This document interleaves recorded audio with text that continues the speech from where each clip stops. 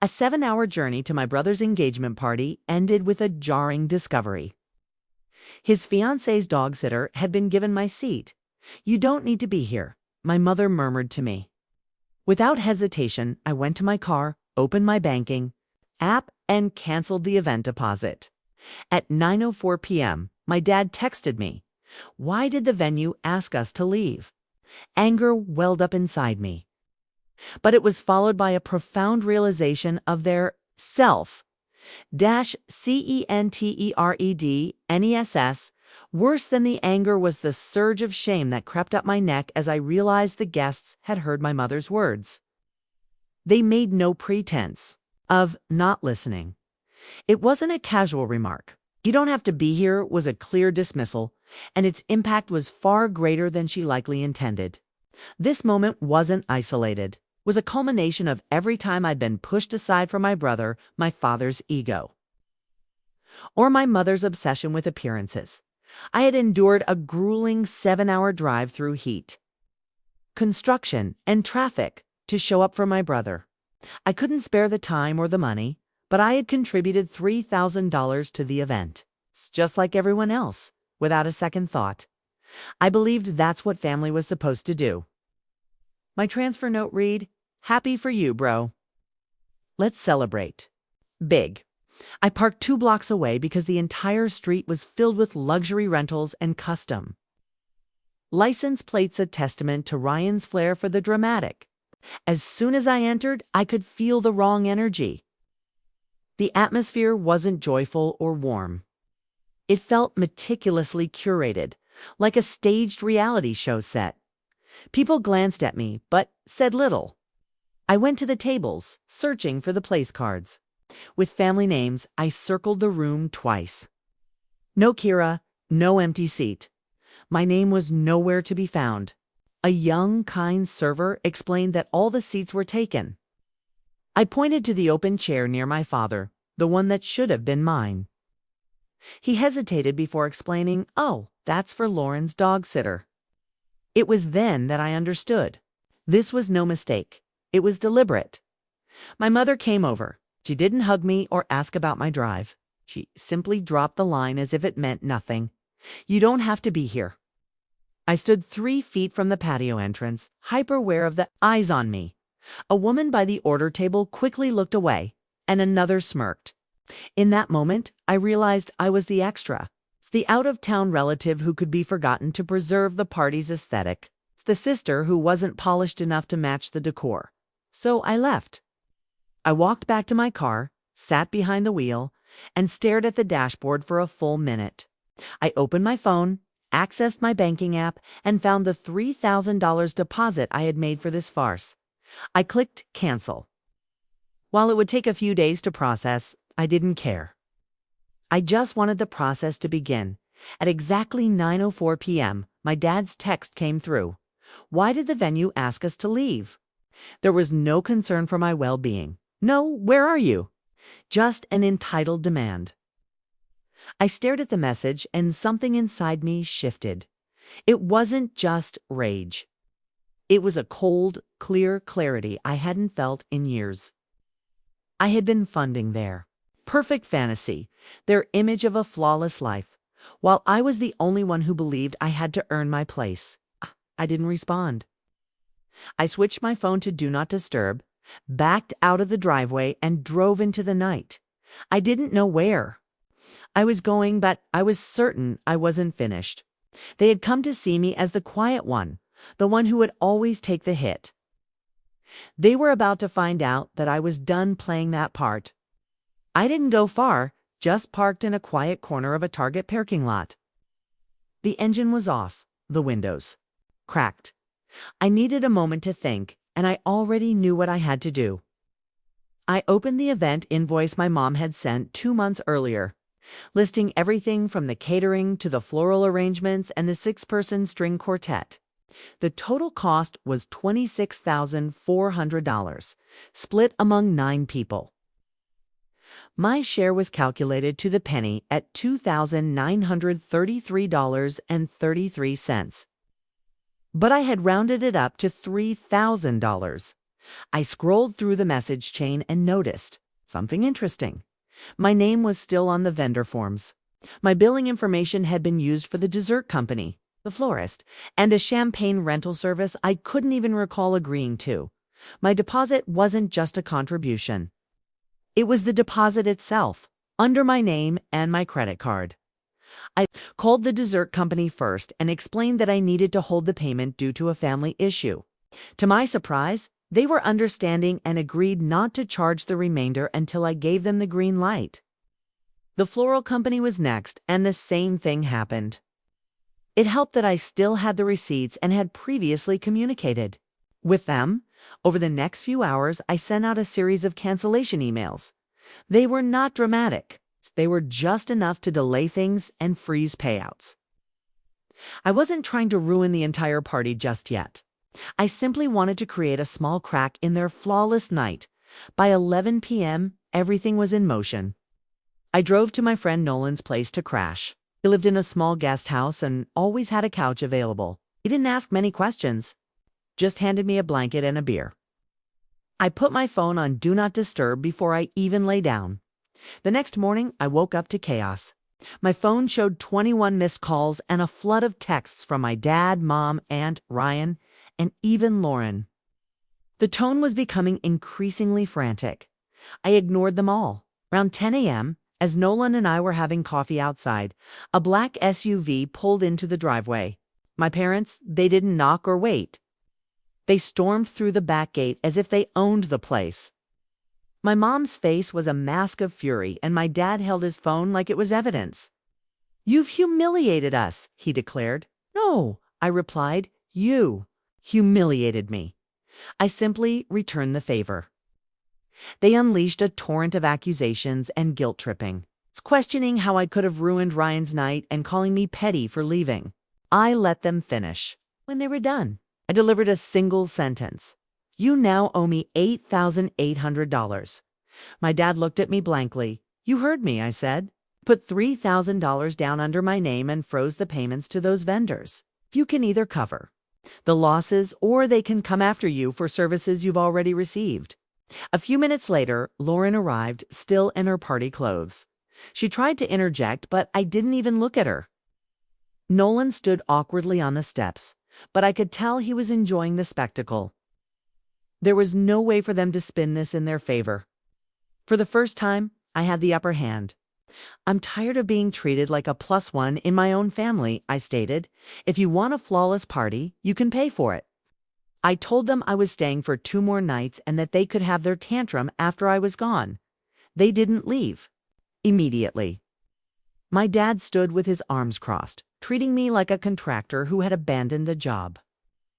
My mom began pacing beside Nolan's grill, oblivious to the fact that we were guests. She spoke quickly, not to me but to the air, saying things like, "You're creating a scene. This is petty." Ryan's night was ruined, as if her words could reshape reality. "You've humiliated us," my dad repeated, as if it would make it my fault. "No," I said, "you humiliated me. You just never thought I would react." They hated that. They hated that I wasn't yelling or crying. I was calm, unnervingly calm. That's when they knew they had lost control. Lauren arrived mid-conversation, still in her party clothes but with a hoodie draped over them, as if to fit in. She tried a softer approach, claiming the whole situation had been blown out of proportion. I asked her a simple question. "You gave my seat to your dog sitter." She didn't answer right away, looking down at the ground. "I didn't know there wasn't room for you," she finally said. Okay. So the dog sitter was a higher priority. More silence. Nolan stayed on the sidelines, leaning against the steps, doing his best to look invisible, and I was grateful for his silence. My mom stepped in again, her voice tight. "This is not how families treat each other." I laughed once, not because it was funny, but because the sentence made me feel like I was on a game show called Gaslight Me, Mom. I looked at her and said, "Family doesn't tell their daughter she doesn't have to be there. Family doesn't let a stranger take her seat at the table. Family doesn't call after the fact, acting shocked when she walks out." Then I gave them the number. "You owe me $8,800. They just stared. I explained it all. The vendors, the deposits, the contracts, my name, my billing info, and my card. I didn't scream or plead. I spoke like a person who was finished pretending to be stupid just to keep the peace. They tried to argue, of course. My dad asked if I was really going to charge my own family. I told him I wasn't charging anyone. I'm collecting, I said. Paid for things you used. You want to be adults who host luxury events and make unilateral decisions. Then act like it and pay your bills. Lauren tried to speak again, but I cut her off. I'm not negotiating with someone who thought I was beneath the guest list. You had your moment. This is mine. They eventually ran out of arguments. My mom called me cold, my dad called me ungrateful, and Lauren stayed silent. His absence spoke volumes. They left not because they accepted anything, but because they had no leverage. They had walked into a situation where they couldn't control the narrative, and it terrified them. The rest of the day was quiet. Nolan and I grilled burgers and watched a movie. We barely discussed the situation. Before I went to bed, I turned off Do Not Disturb just long enough to see what had piled up. Ryan had texted me. I didn't know. About the seat. I didn't mean for that to happen. No apology, no accountability, just damage control. I turned my phone back off and threw it on the table. If they wanted to treat me like an outsider, they would have to deal with the outsider. Version of me. The next morning, they showed up again, this time with backup. Ryan and Lauren were with my parents, standing in Nolan's driveway at 8:47 a.m. It looked like an intervention. But this time, I wasn't alone. They knocked like cops, 3 sharp raps, then 3 more. Nolan, standing behind me barefoot with a coffee mug, looked at me as if to say, "Are you sure about this?" I walked toward the door. Ryan was in front with my parents and Lauren behind him. They all looked like they hadn't slept. Maybe they had an early morning strategy session to fix the PR disaster I had become. "Can we come in?" Ryan asked. I stepped aside, unwilling to give them the satisfaction of calling me dramatic for refusing. Nolan grabbed his keys and went out the back. He wasn't about to sit in on a family implosion. We stood in the middle of the living room, no chairs, no coffee, just for people looking at me in disbelief that I wasn't apologizing. Ryan started talking about misunderstandings, claiming he hadn't seen the seating chart, that it was Lauren's planner's fault, and that things had spiraled faster than he expected. I cut him off. "You had 6 weeks to check the guest list. You approved the table cards. You walked past me last night and didn't say a word." He looked down, and for a second, I thought he might actually take responsibility. But then Lauren chimed in, "This isn't about a chair." "No," I replied. "It's about how all of you see me as the extra, the one who doesn't matter. The one who pays, shows up, shuts up, and is still treated like a mistake." My mom's arms were folded. My dad stood like a statue, his jaw clenched. "Stop." "Pretending this is new," I said. "When I was laid off, no one called. When I couldn't make Thanksgiving 2 years ago, you told people I was going through something. When I finally get here after a 7-hour drive, you let someone who walks your dog take my place at the table." Ryan muttered something about not wanting a scene. I stared at him. "You didn't want a scene? You threw a $26,000 party. You hired a violinist to play Post Malone. You had an ice sculpture of your initials, but my presence at the family table was going to ruin the image." Lauren whispered something to my mom, who ignored her and just watched me as if I were a bug she didn't want to touch. "You want to talk about scenes?" I said, "Let's talk about how you humiliated me in front of strangers. Let's talk about how you told me I didn't have to be there in front of guests. You didn't just exclude me. You made sure people saw it." Dad finally spoke up. "This is still your brother's moment. You're making it all about you." I laughed. "I made it about me the second I canceled the deposit. I'm not paying for a party where I wasn't even welcome." He opened his mouth, but I wasn't done. "You owe me $8,800. I don't care how you split it.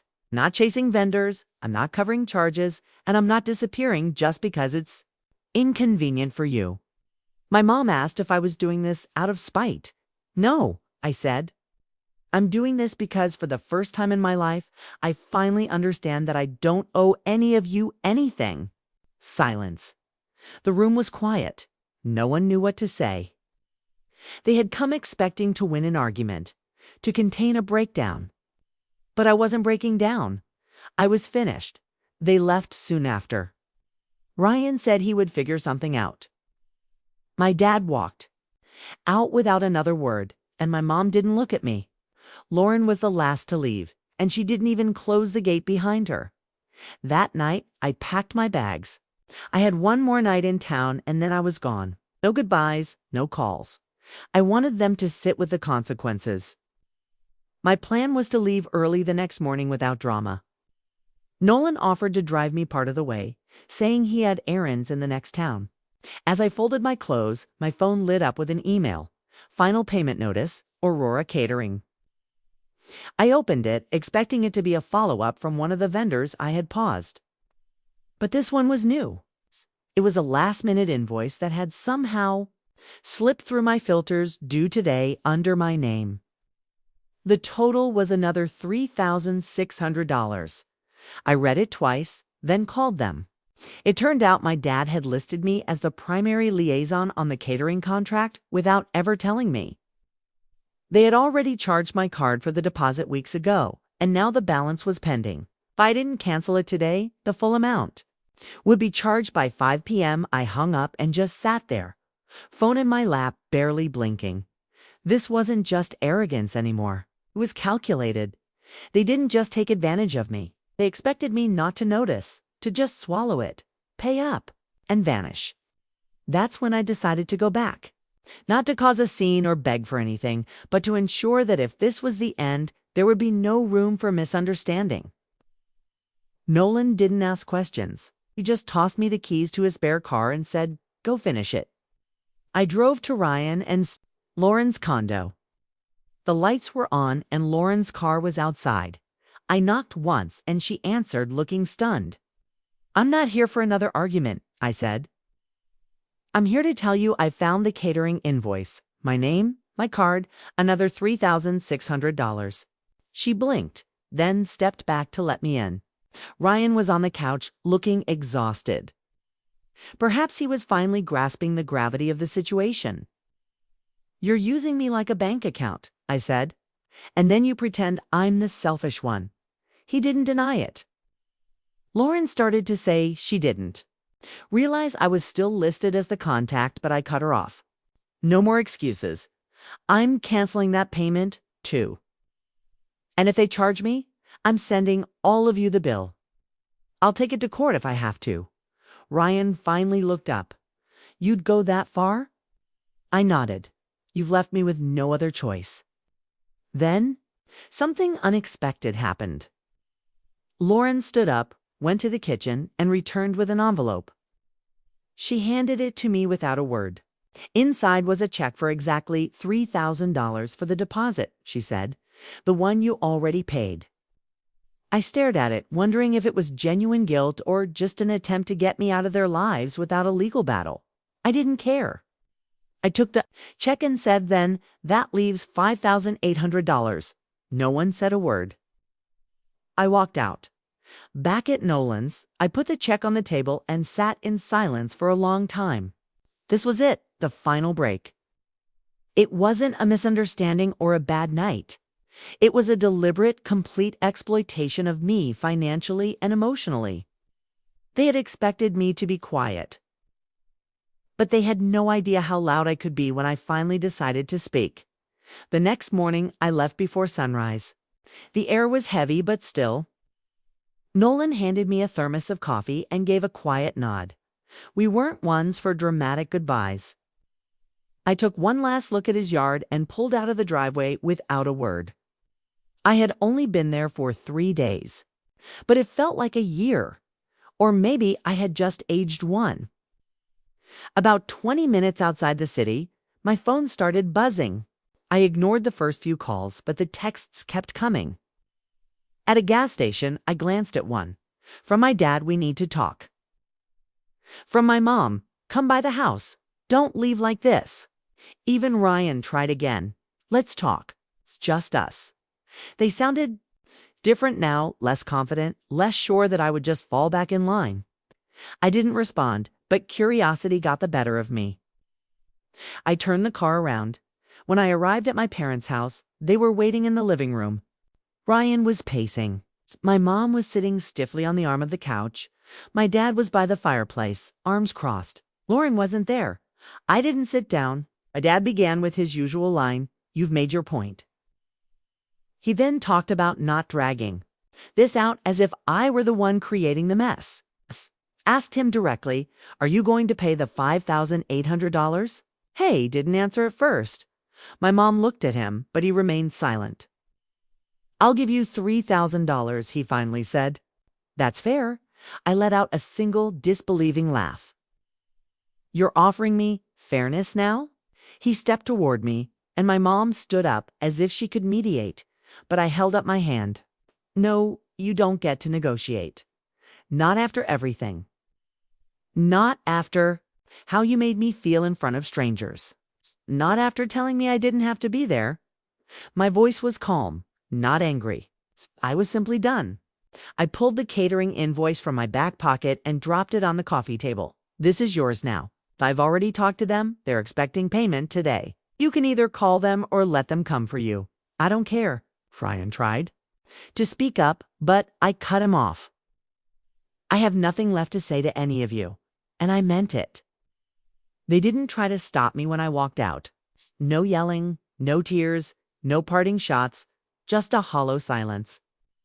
The moment I got back on the freeway, I silenced my phone and put it in the glove box. By the time I arrived home that evening, I could breathe again. Not because the problems were solved, but because I had stopped letting them drag me under. There were no more group texts, no more calls. And for once, that was exactly what I wanted. 3 days.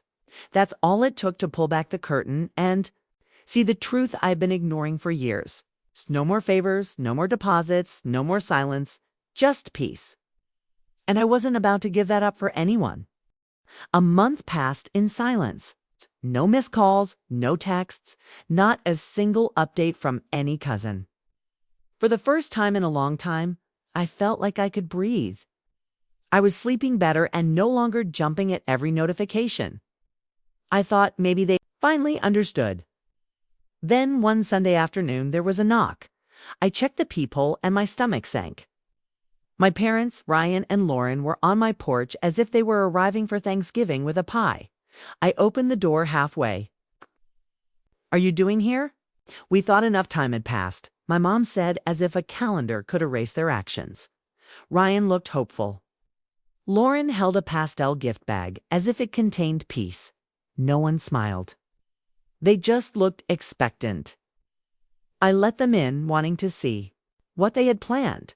It took 5 minutes to realize that nothing had changed.